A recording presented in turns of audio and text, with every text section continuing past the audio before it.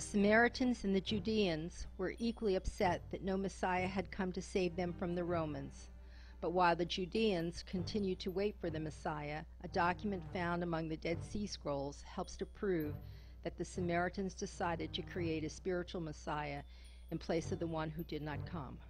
The Messiah they invented eventually did conquer Rome, but by a path no one could have imagined. This document is called the Last Jubilee. We have already seen how the Samaritans had at one time worshipped different gods than Yahweh. This worship generated the priestly line called the Order of Melchizedek, which endured into Roman times and conflicted with Judaism. The Last Jubilee document was written by Samaritans and describes the Messiah to come.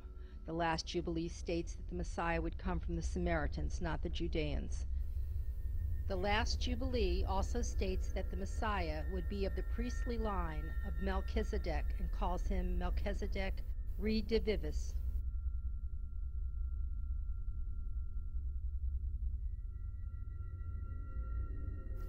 In the New Testament, the Epistle to the Hebrews specifically states that Jesus was of the priestly line of Melchizedek.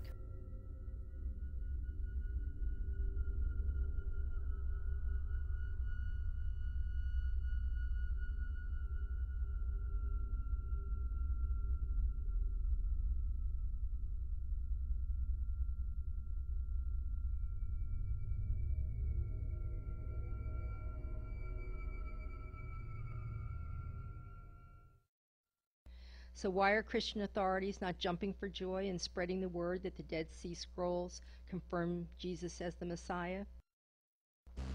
The biggest problem is that the Last Jubilee document was buried too late. Why bury the Last Jubilee if the Messiah had already come?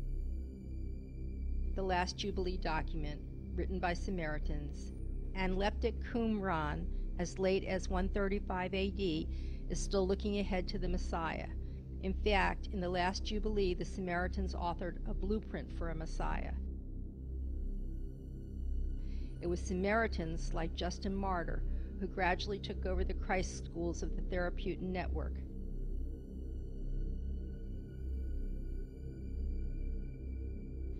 It is at this very moment, to the consternation of modern historians, that the Therapeutic network simply disappears from history. But did it really just vanish, or did the long-established network simply transform into the Christianity it was in the process of creating?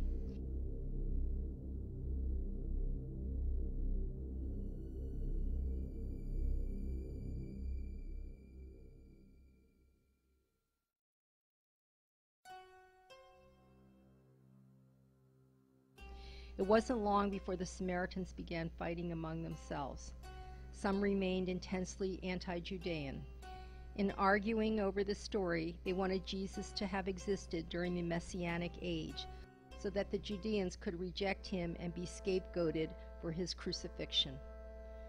Others, like the Gnostic Marcion of Pontus, sought to keep Jesus a merely spiritual figure who appeared on earth to argue against the Judean law and lead the competing Samaritan Israelites to salvation in true Savior God fashion.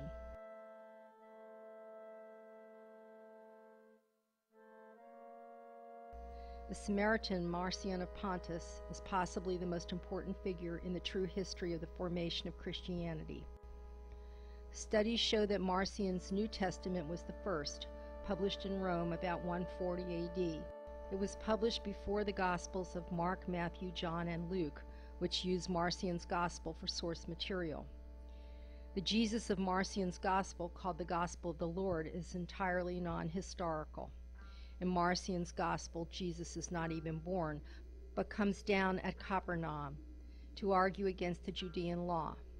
The church father Tertullian said, according to Marcion, Jesus Christ emanated from heaven. It is certain that the Lord or Christ of Marcion is entirely non-historical. He has no genealogy or Jewish line of descent, no earthly mother, no father, no mundane birthplace of human birth.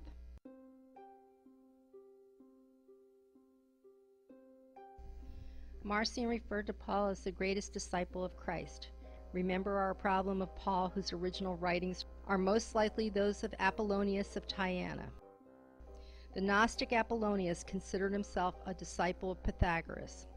He was a member of a long-lived society created by Pythagoras centuries earlier. Apollonius is said to have found the stories of the Hindu god Krishna in Singapore and adapted them for a gospel of his own. Marcion found this gospel, which he called the Gospel of Paul, at the Christ School in Antioch. He adapted it for his New Testament. It was published first in the Samaritan language and then translated into Greek and Latin.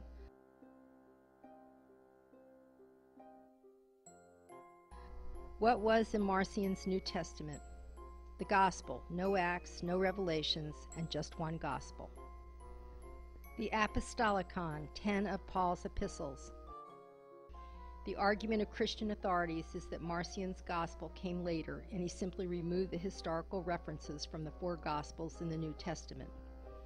But they are reversing the truth.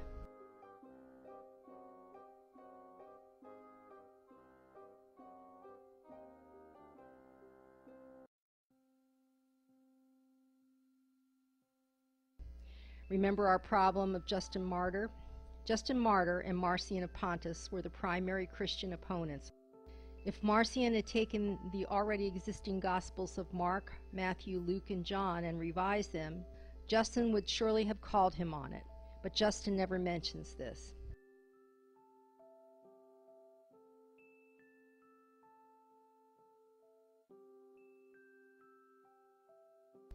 Instead, Justin's original writings show that he is not aware of any 4 Gospels written by Mark, Matthew, Luke, and John. In referring to the Jesus tale, Justin distinctly states he is quoting from a text called Memoirs of the Apostles. These quotations often differ widely from what is in the New Testament. Justin also refers to the Gospel of Nicodemus. Justin mentions the Gospel of Peter, but never refers to Peter as the founder of the church in Rome, where Justin lived and wrote.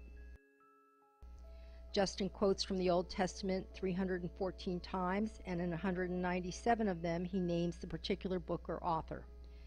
But like the other earliest Christian writers, Justin never once quotes from Mark, Matthew, Luke, or John.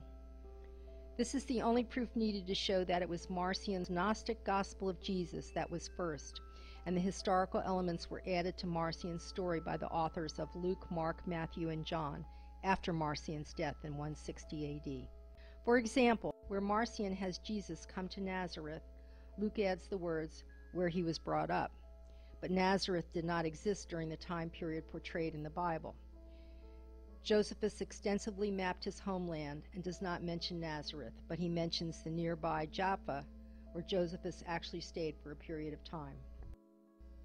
Archaeological digs have shown that Nazareth was built on the remains of a cemetery. Other evidence shows that Nazareth did not exist until much later. It was purposely built and settled by monks from Mount Carmel to create an attraction on the pilgrimage route used by Christians visiting the Holy Land. It was only a year after Marcion's death that a Christian council was held at Alexandria, Egypt in 161 AD. This council ratified the incarnation of Jesus.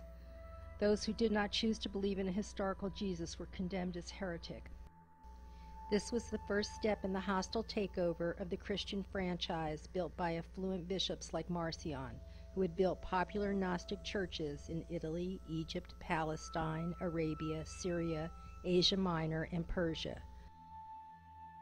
Marcion's Gospel was then revised 4 times by the authors of Mark, Matthew, Luke, and John, both to turn Jesus into a man who had lived and to condemn the Judeans for his murder.